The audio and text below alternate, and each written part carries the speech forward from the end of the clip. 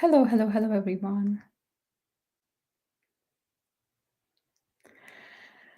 I'm live on Facebook as well as Instagram. So, hello, everyone, to today's topic. Today, we are going to talk about another extremely important topic. We are talking about how to reduce breast cancer risk through natural detoxification. Today, we are going to talk about xenoestrogens or foreign estrogens and how they can impact your body. We are going to talk about the 12 main chemicals that act as xenoestrogens. And if you are exposed to any or more of these, you are going to increase your risk for breast cancer. We are also going to talk about the 5 foods that have been proven to support detoxification of these chemicals from the body. 5 foods that can actually support your liver and that can lower your risk for breast cancer. So let's get started. For those that are new to my Facebook lives, I'm Dr. Manjiri Nadkarni. I'm an Ayurvedic MD, registered holistic nutritionist, and currently I'm studying oncology nutrition. So this is a very important topic that needs to be discussed a lot more. Food is extremely powerful when it comes to protecting your health, when it comes to lowering your risk for different morbidities, for different kinds of cancers, for different conditions. At the same time, oh, this wasn't live. Okay. Yeah, so food is extremely important when it comes to supporting your body, but at the same time, when we are living in today's world, we can also see that the food has been contaminated to such an extent with artificial chemicals and preservatives and additives, a lot of pesticides, that if you compare the food today to even 1930s, way before DDT was used as such a big pesticide, way before glyphosate was found in a lot of the food was very different. So these are chemicals that can harm your body. These can create issues with your natural hormones, and these can increase your risk for different kinds of cancers. So number one thing that I will start by discussing is xenoestrogens. So every single day I have a lot of women reach out to me, especially about one of the video I had done in the past about precocious puberty, right, where young women are, like young girls aged 7 or 8 are reaching puberty, which is way early. And one of the reasons is the xenoestrogenic threshold on the body, right? So xenoestrogens are endocrine disrupting chemicals that will mimic the activity of estrogen in the body, and they are typically synthetic in nature, and they can mimic your natural estrogen. So they have a structure similar to that of estrogen. And what are they going to do is they're going to bind to the estrogen receptors in your body, and they will block the natural effect of estrogen, but at the same time these can have a pronounced effect.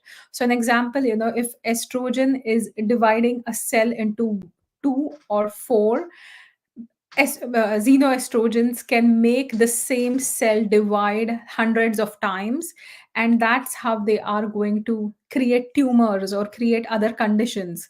They can also overstimulate estrogen receptors, so there may be an exaggerated hormonal response. So this is where early puberty can be seen, this is where hormonal imbalances can be seen, this is where you can also see a lot of weight gain because of estrogen's influence on fat storage.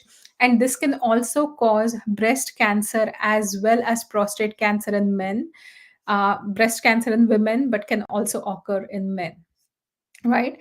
And they will disrupt your natural signaling of the endocrine. So these are going to naturally disrupt disrupt the natural balance between your estrogen and progesterone.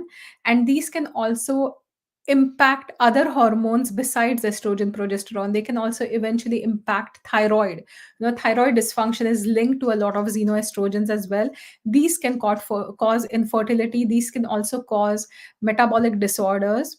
And these are persistent in your environment. They do not break down very easily. They are accumulated in the food that you eat, and you will have increased exposure to it over a period of time, right? So, more and more that you eat foods that are laden with these compounds, your body is going to start depositing them, start building it up. And if you are in the overweight or the obese category, if you struggle with higher body weight, you have a lot more risk for toxicity due to xenoestrogens, because these are going to be stored in the fatty tissues of your body. I was reading an article for an assignment, and it said that there are certain pesticides can be found in the fatty tissues of almost everyone. Every living person will have some amount of pesticide stored in the fatty tissues of your body, even though you are consuming organic food. It is coming from the past when you haven't consumed. So if you're making conscious decisions today, they are 100% helping you.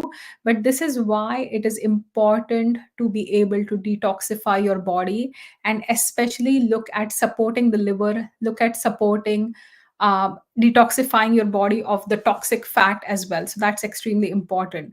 So xenoestrogens, as I was talking, they are implicated in breast cancer, they are implicated in prostate cancer, uterine cancer, different kinds of hormonal cancers. They can also cause conditions like PCOS, endometriosis. They can cause abnormal menstrual cycles, and they can also create a lot of developmental issues in children, which will lead to problems later in life. So, this is the reason why you have to really be aware of the toxic effects of these chemicals, and make sure you are not using any of these, right? So, the number one chemical that's found everywhere is called bisphenol A, or BPA. It's found in plastics, it's found in food containers, it's found in water bottles, it's found in the lining of canned foods. And this will mimic estrogen, and it will promote the growth of estrogen sensitive breast cancer cells. That's what the study has shown. And the study has shown that the more you're exposed to BPA, the more you have the risk for breast cancer, right? So, BPA, what can you do to avoid it? Number one is avoid using any water bottles made of plastic, no matter how fancy they look, no matter how safe they claim to be. Stainless steel is an inert material. So, ideally, avoiding plastic water bottles, going for a stainless steel water bottle is super important. Minimizing or avoiding completely your use of canned foods, right? So in place of canned beans, you can buy dry beans, soak them. In place of canned salmon, buy the fresh salmon. It is going to be way better in terms of nutrients, in terms of antioxidants, which are lacking in canned foods, right? From an Ayurvedic perspective, we say that anything that has been canned or sits on the shelf for a long time is devoid of prana, right? So it doesn't have a lot of life force. So avoiding canned foods is one of the most important things you can do to minimize your exposure to BPA. The second one is phthalates. Phthalates are found in plastics, cosmetics, personal care products like shampoos or perfumes, and they will interfere with your hormonal balance, and they increase the breast density, right? So if you are a woman who has dense breasts, now that itself is going to make detection of breast cancer very hard. So you want to make sure you're avoiding your exposure to these phthalates, and you can buy products that are phthalate free. So always read the labels. Try to switch to more natural skin products, right? So rather than using a lot of sunscreens or lots of shampoos that are chemical, you can go natural. Using hair care products to smoothen your hair, you can just use things like coconut oil, and they are going to work fantastic and minimize, thus you have also minimized your exposure to the phthalates. Then we look at parabens, cosmetics, lotions, deodorant, a lot of processed foods. Again, they can mimic estrogen. They can also accumulate in breast tissue, and they are also detected in breast tumors, and thus there is a high risk if you are exposed to parabens. Nowadays, you can find a lot of products in the market that are paraben free. So there is a lot of awareness about these products today. If you buy the cheaper quality, if you don't look at the labels, you may still be buying products that do have parabens. But today, even drugstores or different grocery stores would carry products that are paraben free. It takes some effort, but one thing to pay attention to is if you can clean out your makeup, your personal care products, and make sure that they don't have any of these toxic chemicals, phthalates, or parabens.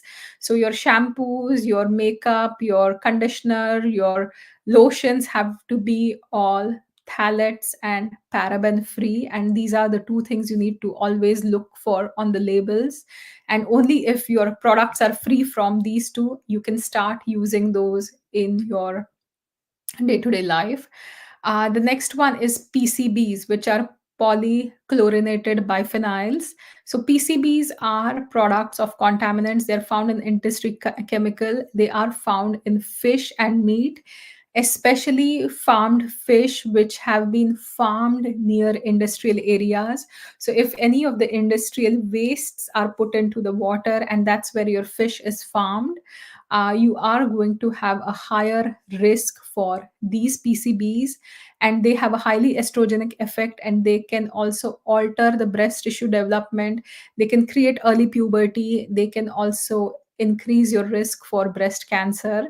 So, making sure that you are eating wild caught fish and not going for farmed fish, always ensuring that you are going for a good quality fish is going to be important.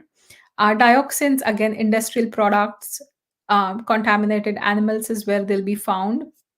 So you want to make sure that you are going to avoid those by getting organic groceries, by making sure that the animals, if you're eating animal products, they have not been contaminated with dioxins, which are super toxic and they are directly linked to breast cancer.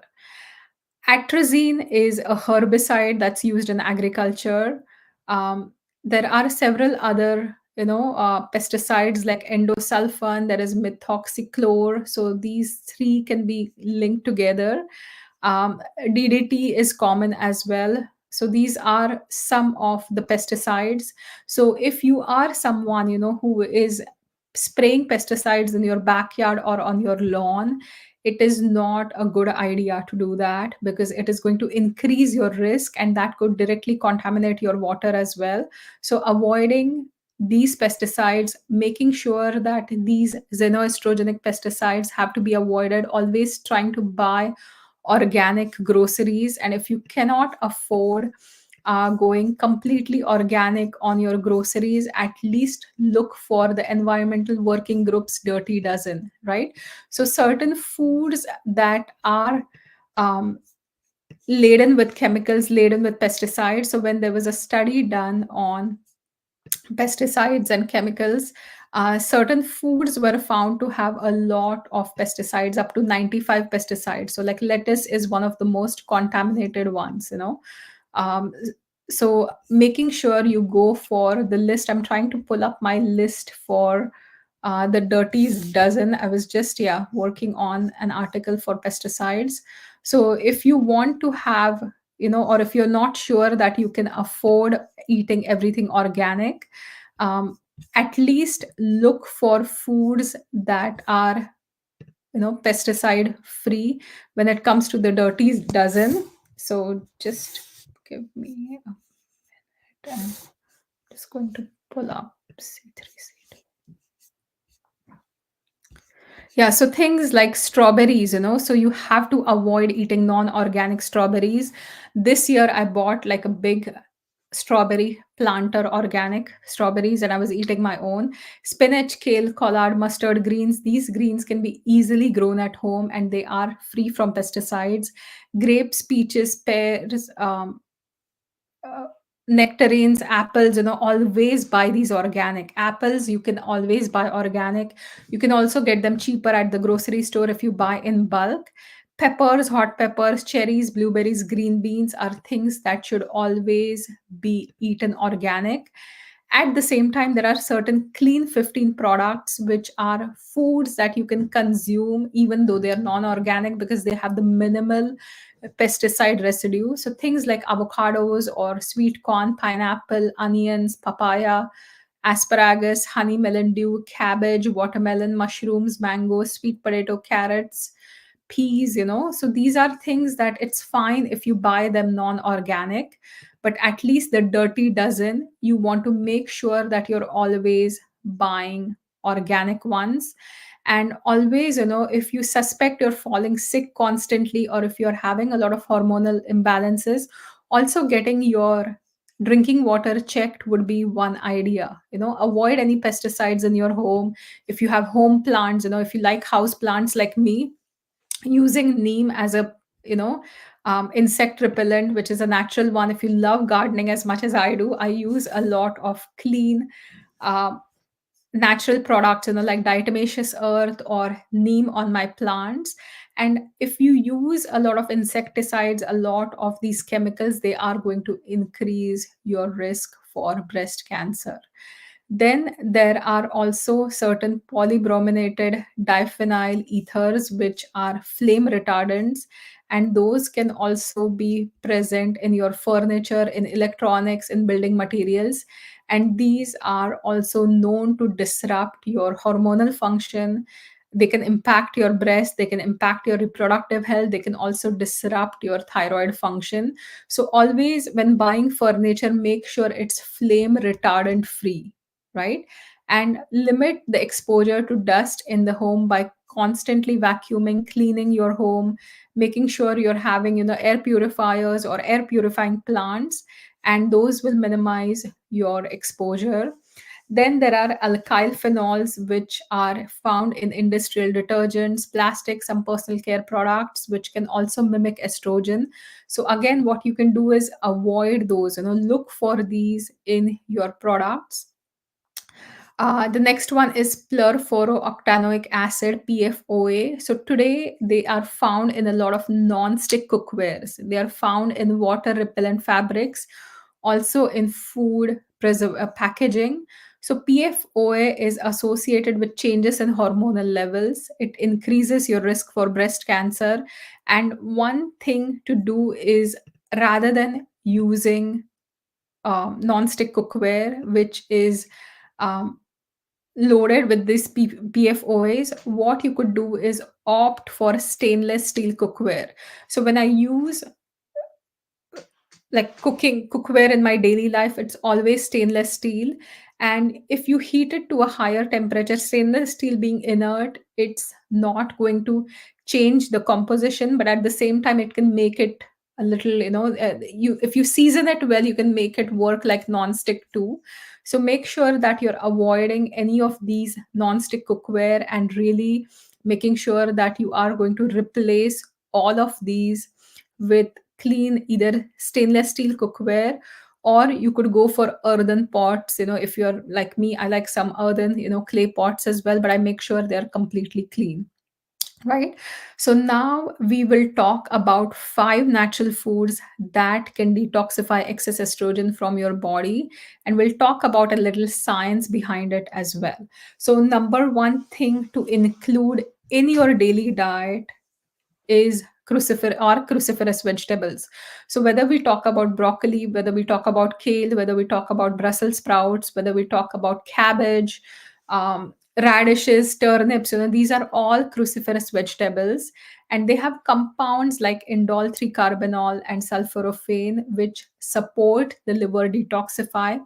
I've had extremely good results with indole 3 carbinol in a lot of my clients, where they were watching the client for breast kind of masses where they couldn't find whether it was cancerous or not. They were kind of constantly trying to scan to figure it out. But indole 3 carbinol works fantastic. It can protect your breast tissue. Again, do not take it without consulting a practitioner. But these are compounds that will help convert estrogen into safer, less active forms and help it naturally detoxify from your body. You can start eating cruciferous vegetables, cook them so they're better digested. All cruciferous vegetables, according to Ayurveda, are vata aggravating. So they are going to cause some amount of vata aggravation. They are naturally gassy vegetables, they are astringent in taste.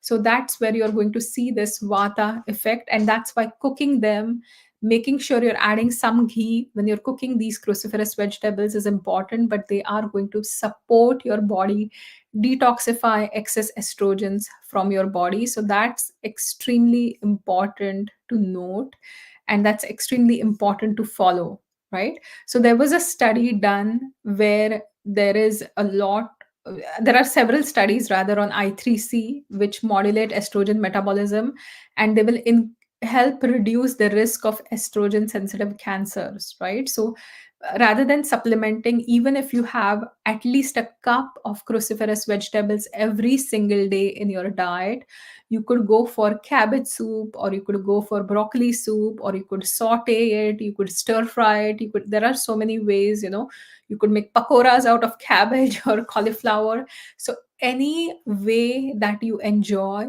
you can eat it. You can rice the cauliflower, but make sure you're including at least 1 cup of these vegetables in your daily diet if you want to see some benefit for cancer prevention. Second one is flax seeds. So flax seeds are a kind of seed. In Ayurveda they're known as alsi or atsi, and flax seeds are extremely rich in lignans, which are phytoestrogens, and these can help balance estrogen receptors by binding to estrogen levels, by binding to estrogen receptors and modulating the activity. And you will also be able to excrete the excess estrogen, the bad kinds, the xenoestrogens, through stool because of their high fiber content. So there are studies done that show that lignans in the flaxseed can reduce the growth of estrogen sensitive tumors by altering estrogen metabolism and reduce the levels of circulating estrogen as well. This is also safe to consume on a regular basis, right? Flax seeds are going to give you good amounts of fiber, good amounts of omega 3, thereby they support detoxification. They also lower your overall body inflammation. So including this in your daily diet is a fantastic idea. The third one is turmeric. So turmeric is the golden spice that everybody talks about. Now turmeric actually helps detoxify your liver. It helps modulate estrogen levels. Curcumin, which is the active principle, is seen to be one of the most important things which can help detoxify estrogen and reduce the proliferative effects of estrogen on the breast tissue. So, even if you start incorporating turmeric in your daily diet, make sure you buy organic turmeric, make sure you buy a good quality turmeric, because grocery turmeric just tastes very different, right? So it looks different, it doesn't smell or doesn't have as aroma of the organic turmeric.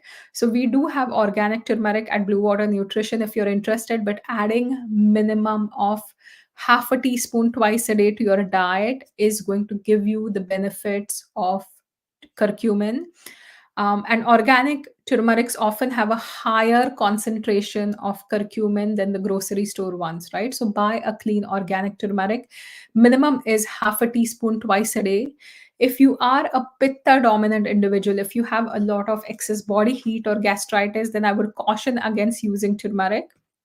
And you can also start cooking turmeric with ghee if you have a slight acidity, right? Extreme acidity, I would just avoid turmeric. The fifth one is garlic. So, garlic contains sulfur compounds like S-L-cysteine that support detoxification of estrogen through liver enzymes. It especially enhances phase 2 detoxification of the liver, which can help metabolize and excrete excess estrogen. Garlic is also found to be very effective in a lot of research for lowering the breast cancer risk. And this is extremely important to include in your diet. So, garlic and turmeric are spices you can eat in on a daily basis. One simple recipe you could do where we incorporate all this is, in some ghee, you can saute a little bit of garlic, one clove of garlic. You can add a cup of broccoli, saute it well. Then you can add half a teaspoon of turmeric and mix it everything well. And then you can just top with ground organic flaxseed. So in one recipe, you can then season with salt and pepper, but in one recipe, you are including all of the four that I have discussed. You're going to use cruciferous vegetables, you're going to add flaxseed, you're going to have turmeric, you're going to have um, uh, yeah, garlic, flaxseed, turmeric, all in one with the cruciferous vegetables. And the fifth one that I really want to talk about is triphala. So triphala is a combination of three berries. It is promoted as a laxative for most part, but it is way more potent than laxative. Triphala, from an Ayurvedic perspective, is a lekhaniya drug. So what lekhan means is literally it's a fat scraper. When you have excess body fat, that fat tissue also can start secreting estrogen. The more body fat you have, the more toxic you are, because all of the toxins are stored in the fat. So if you start incorporating triphala in your daily regimen, you can have 1 to 2 at bedtime with warm water. And this helps you if you are especially constipated, right? So one of the things when it comes to detoxification is having a regular bowel movement. The more you let those toxins sit in your body, the more toxic your body is going to be. So every single person should have minimum one bowel movement every day. And if you are constipated, if you feel that you're not cleaning out completely, if you're not feeling satisfied after a bowel movement, means that you are on the verge of constipation, right? So this is where triphala can help. Triphala is one of the highest antioxidant containing compounds. It's a combination of haritaki, bibitak, and amla berry, three most potent berries that can support your entire body, that can support your liver, that can support all the mucosal membranes while detoxifying your body of any toxins. And triphala actually can penetrate deep into the fatty tissue to be able to release toxins from the fat. And that is why triphala should be an important aspect of your detoxification regimen, right? So this is my little talk for today. I hope you found it helpful. If you have any questions or comments, you can just post it um, on this video, and please share it with your friends, please share it with your family, please share it with, if you have any friends who are not following the same lifestyle and they think that chemicals are not a problem, please share this video. At least help me spread that awareness, because we can all work together to make sure that we have lower risk for conditions like breast cancer. And for this entire month, that's all I'm talking about. We've so far covered, you know um, connections between hormones as well as breast cancer. We've talked about breast health 101. So if you haven't watched those videos, you can go onto my YouTube channel Manjiri Ayurveda, or you can also watch it on my Facebook page Manjiri Ayurveda. For the next session on October 23rd, I'm going to discuss in detail 5 essential nutrients for breast cancer prevention. So that's my topic for the next session. All Wellness Wednesdays are hosted at noon, 12 p.m. Eastern Time on Wednesday. And I always talk about different topics to bring some awareness to holistic health. If you are interested in me talking about a certain topic, if you're curious about a certain aspect, please message me. Let me know what you would like me to talk about, and I'll be more than happy to create a live stream about the topic of your choice. Thank you for watching. Have a fantastic day. Bye for now.